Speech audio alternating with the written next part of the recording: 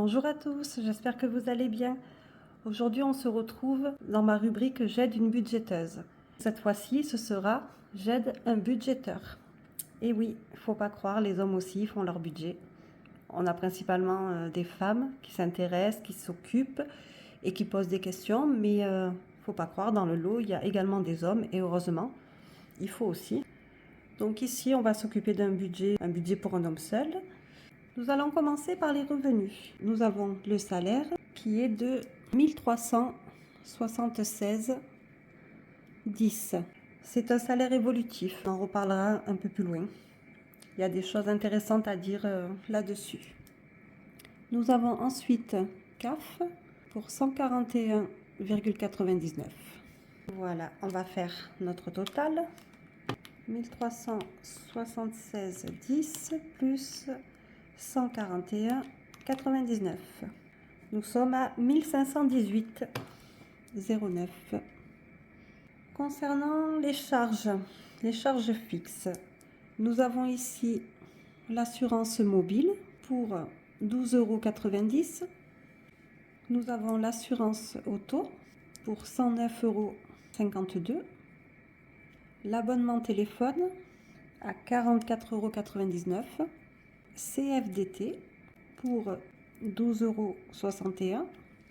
La prévoyance 13,24 € et les impôts pour 69,00 €. Voyons ce que ça nous donne. Donc 12,90 plus 109,52 plus 44,99, 12,61, 13,24 et 69. Nous sommes à 262,26. 262,26. Dette et crédit. Ici, nous avons un prêt auto pour 253,20 €. Ça nous fera un total de 253,20 €. Nous allons passer aux charges variables. Ici, nous avons pension pour 300 €. Donc, un total de 300. Pension, donc, de ce que j'ai compris, ça englobe l'aide qu'on fait aux parents quand on habite chez eux, quoi. Ça fait partie du loyer, de l'électricité, des courses, des petites choses comme ça. On est bon de ce côté-là. Nous allons passer aux épargnes. Nous avons l'EP pour 50 €. Et ensuite, l'assurance vie pour 250 €. Alors ça, c'est très bien parce qu'en fait, je ne le vois pas beaucoup passer. Faire des épargnes sur livret, c'est bien, mais assurance vie, je ne le vois pas souvent et c'est dommage parce que ce n'est pas une épargne à négliger, hein. Elle est intéressante aussi. C'est toujours bien de faire de la prévention et en plus, c'est une épargne que si vraiment on a besoin, on peut éventuellement prendre dedans aussi. Nous avons un total de 300. Je trouve ça très bien. Les enveloppes virtuelles. Comme on a discuté, c'était plus pratique de le faire en carte bleue. Ce que je comprends, parce que moi c'est la même, hein, je préfère aussi. C'est pas, il y a pas tout le temps quelqu'un en fait quand on va à la station. Le fait de partir directement sur du virtuel, c'est toujours mieux. On part sur 10 € par semaine. Étant donné que le mois, ça peut être 4 ou 5 semaines, au lieu de partir sur un 40, on va partir directement sur un 50. On a un total de 50. On va faire notre récap. Les revenus, nous sommes à 1518,09. Charges fixes, 262,26. Les dettes, 253,20. Les dépenses variables, on est à 300. Les épargnes, on est à 300. Les enveloppes virtuelles, nous sommes à 50. On va voir ce que ça nous donne. Donc 1518,09 moins 262,26 moins 253,26 20, moins 300, moins, on va faire 300, et moins les 50. Nous sommes avec un reste de 352,63. Ce qui veut dire, dans notre logique de méthode des enveloppes, si on a 352, on a un total de 350 pour les enveloppes. Et un reste sur le compte de 2,63 €. Le principe, c'est d'avoir tout payé. L'épargne délivrée, c'est fait. Donc à partir de là, on est bon, on est tranquille. Après, on a ce reste qui est là, donc super. Une fois qu'on a tout fait, il nous reste 2 € pour jusqu'à la prochaine paye. Ça ne devrait pas poser de problème. Par contre, c'est vrai que si on prévoit de faire un achat avec sa carte, dans ce cas, il faudra partir plus sur du virtuel. On peut se faire toujours une enveloppe virtuelle pour quelque chose en particulier. Sinon, ça doit rester comme ça. Et s'y tenir, ça fait qu'on ne peut pas avoir de découvert parce qu'on a tout anticipé. Et on a de quoi vivre avec nos enveloppes pour faire notre mois tranquillement. On n'en a pas parlé, mais dans les dépenses fixes, j'ai rien pour la banque. Donc, tu as peut-être pas des frais, des cotisations. Mais sinon, n'oubliez surtout pas que quand vous avez des cotisations bancaires, il faut bien les noter aussi parce que ça peut être de 2 à une dizaine d'euros par mois. Donc, ça fait une petite différence quand même. Et le budget, il faut essayer de le faire au plus juste. Les enveloppes. Je vais noter déjà notre total pour les enveloppes, c'est 350. Après, c'est quand même pas mal parce que il y a de l'autre côté, on a mis 300 € déjà en épargne. Au final, on se retrouve encore avec 350 pour nos enveloppes. Donc moi, je trouve ça quand même magnifique. Parce que moi, j'ai cette somme-là à peu près aussi, souvent, pour mes enveloppes, mais j'ai pas forcément mis 300 balles à côté. Donc c'est pour ça que je trouve ça merveilleux et il faut bien continuer comme ça. Les enveloppes souhaitées, nous avons courses, téléphone. Je suppose que c'est pour en prévision, pour changer de téléphone, mais c'est très bien de le voir comme ça, au lieu d'aller le payer en plusieurs fois. L'anticiper, c'est vraiment les choses qu'il faut faire, quoi. C'est la clé pour éviter tous les soucis. Comme moi d'ailleurs j'avais eu pour le téléphone. Mon téléphone qui m'avait lâché comme ça du jour au lendemain. Et ben, comment faire? J'avais pas prévu, donc j'ai fait un paiement 4 fois. Après ça va, ça passe vite le paiement 4 fois, mais c'est toujours embêtant. Si on peut l'éviter, c'est mieux. Donc les 3 enveloppes souhaitées, elles sont ici. Somme estimée. Il y a tout qui est payé, les courses sont comprises aussi dans le montant pension, tout ça, donc c'est bien. Je mettrai par exemple 40 € en prévision en cas de besoin de quelque chose.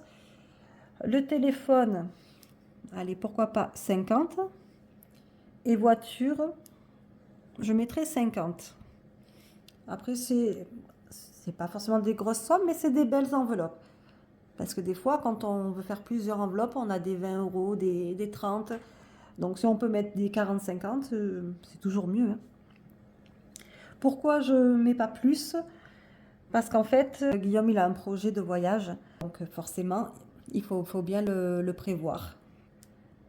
L'idéal, ce serait de partir pour septembre 2025. Septembre 2025. Si tu commences ton enveloppe là pour ton budget de décembre, décembre jusqu'à septembre 2025, ça fait 10 mois. Si tu mets 120 € à partir de décembre tous les mois dans ton enveloppe voyage, en septembre l'année prochaine, tu as 1 200 €. Tout simplement.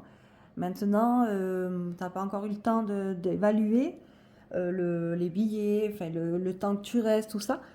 Une fois que ce sera évalué, tu pourras ajuster la somme pour avoir ton objectif de la somme au réel qu'il te faudrait. Là, ça serait si tu aurais besoin de 1 200, si tu pars, voilà, si tu trouves des bons billets et tout. Là, tu as 1 200 en faisant ça. Ça peut être 1 500 tu rajoutes au fur et à mesure. Je voudrais aussi que cette enveloppe-là soit faite. À chaque fois, je le dis, elle est très importante. C'est pour ça que j'ai fait là récemment une vidéo sur le fonds d'urgence parce que on l'emploie pas comme il faut, moi la première. Donc c'était important de remettre les choses au clair sur cette enveloppe, mais elle n'est pas négligeable et il la faut absolument.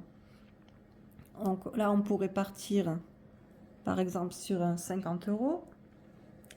Et après, ça fait pas beaucoup d'enveloppes, mais il faut vivre en fait.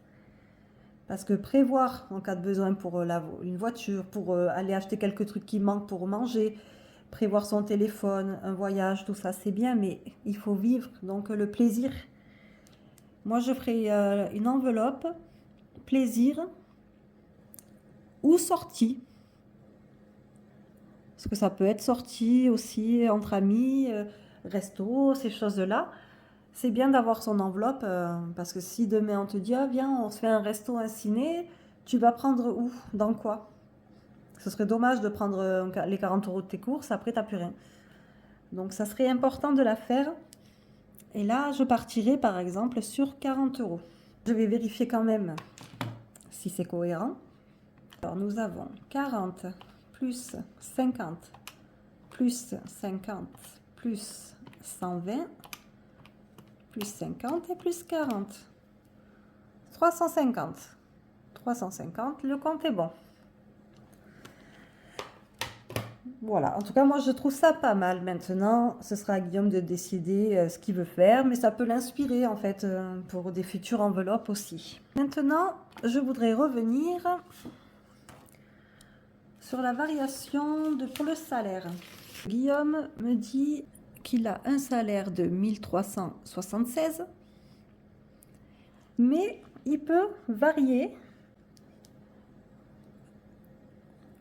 à 1949. Donc de suite, c'est pas la même. Là, on a quand même différence de 573 €. Par contre, j'ai également noté que là, nous avons une pension qui est de 300 €, mais qui monte à 500. Disons que là, 300 €, c'est avec le salaire de 1300 et 500 € quand le salaire il est plus haut. Donc c'est bien. Ici, nous avons une différence de 200 €. Pour faire simple, pour pas refaire un budget complet, je fais 573 que tu gagnes en plus, moins les 200 que tu payes en plus, ça fait 373. Ça veut dire que tu as fait un budget. Tu as, à ton total de ton budget, tu as donc 350 pour tes enveloppes. Mais il y a des moments où tu vas toucher presque 600 € de plus en salaire. Et dans ces 600, tu enlèves 200 parce que tu vas payer plus dans tes charges variables. Donc cette différence-là, c'est 373. Je ne sais pas si tu te rends compte, mais ça veut dire que tes enveloppes passent de 350. Tu rajoutes les 373. 350 plus 373, ça te fait 723. Tu doubles en fait. Et forcément, le salaire, ça fait une sacrée différence. Mais tu te retrouves avec un total où tu doubles ta capacité d'enveloppe. Donc c'est énorme, 700 € pour faire les enveloppes. Quand on voit qu'on en a 3 de base, là, ce que tu viens de mettre, tu peux doubler en fait. Tu peux doubler directement chaque enveloppe. Ça te donnerait ça, plus 25. Parce qu'on a dit 375. Plus 25 à mettre ailleurs. Voilà, ça peut faire de très belles enveloppes. En sachant que bien sûr, c'est pas tous les mois. Donc, tu as une base. Voilà, ça c'est un support. Maintenant, tu vas créer ta propre base avec. Et les mois où tu gagnes plus, tu sais que tu peux carrément doubler. Doubler tes sommes. Ou après, bien sûr, te créer d'autres enveloppes. Hein, ce qui est possible aussi, quoi. parce que là, tu n'as pas mis non plus, mais c'est vrai que tu peux avoir une enveloppe pour les fêtes, les cadeaux, si tu as des cadeaux à faire pour les fêtes, pour les anniversaires. C'est vrai que ce sont des enveloppes qu'on fait, c'est des petites choses anodines comme ça, mais tu peux y aller, quoi, en fait. Tu pourras rajouter des enveloppes, même là, à l'heure actuelle, des enveloppes que tu n'as pas prévu de mettre des sous de suite dedans, mais que tu aimerais. C'est bien de les écrire. Comme ça, à certains moments, tu peux mettre quelque chose dedans. Comme quand tu touches les 1009, ben, tu peux mettre 10 euros par-ci, 20 euros. Ça peut être très intéressant. Voilà, ben, en tout cas, tu as un très bon budget. Déjà, pour moi, tu commences à le gérer pas mal, à le gérer bien, donc c'est super. Et tu peux que améliorer les choses. Un dernier petit point. Ici, on a les deux assurances. Assurance mobile, pourquoi pas, c'est bien. Maintenant, quand même vérifier, souvent dans les assurances de maison, les téléphones peuvent être assurés aussi en cas de chute, tout ça. Pourquoi pas jeter un petit coup d'œil. Assurance auto, ben, je ne sais pas ce que c'est comme voiture, 109 euros par mois, donc c'est forcément un bon tout risque. Il ne faut pas hésiter non plus à jeter un coup d'œil aux autres assurances pour voir si on peut trouver un meilleur prix pour les mêmes prestations. Ces deux-là, je trouve que, enfin celle-là en tout cas, je trouve que ça serait bien de jeter un coup d'œil juste à la concurrence. Hein. De toute façon, c'est toujours l'offre et la demande. Les concurrences font qu'on peut trouver moins cher. Je serai vigilante également sur le côté abonnement téléphone. Abonnement téléphone, 44,99 €. À moins que ce soit un abonnement pour l'étranger, ce qui est fort possible, hein, il n'y a pas de souci. Là-dessus, je connais un peu moins. Mais sinon, c'est peut-être un peu élevé. Je prends l'exemple simple de Free. Forfait avec appel illimité, portable et fixe, SMS illimité et l'Internet pour 20 € par mois si on n'est pas abonné, sinon c'est 15, quelque chose comme ça. Ils ont des abonnements à 2 € avec un peu moins d'internet, de choses comme ça, mais il y a des options qui peuvent être ajoutées et on se retrouve à moins de 10 € avec un forfait correct aussi. C'est pour ça que je m'interroge, c'est peut-être justement pour l'étranger que le forfait soit aussi élevé. Parce que c'est vrai que là, c'est plus le prix d'une box que d'un abonnement téléphone standard, quoi. J'ai fait le tour. J'espère que ce que j'ai préparé pour ton budget t'aidera à mieux comprendre comment placer les choses, mais tu avais déjà commencé là-dessus, à mieux répartir ton argent, notamment ben, sur tes fameuses enveloppes hein, qui sont ici. Et partir voilà, toujours sur un minimum de base. Comme ça, tu sais que tu as toujours en général ce fonds-là et qui peut varier.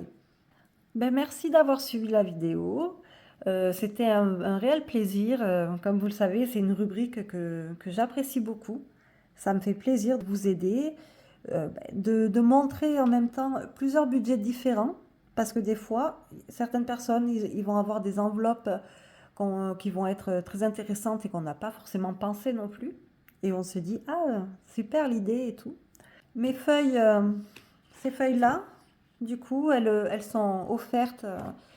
C'est des feuilles que j'ai créées moi. Elles sont offertes dans la description de la vidéo.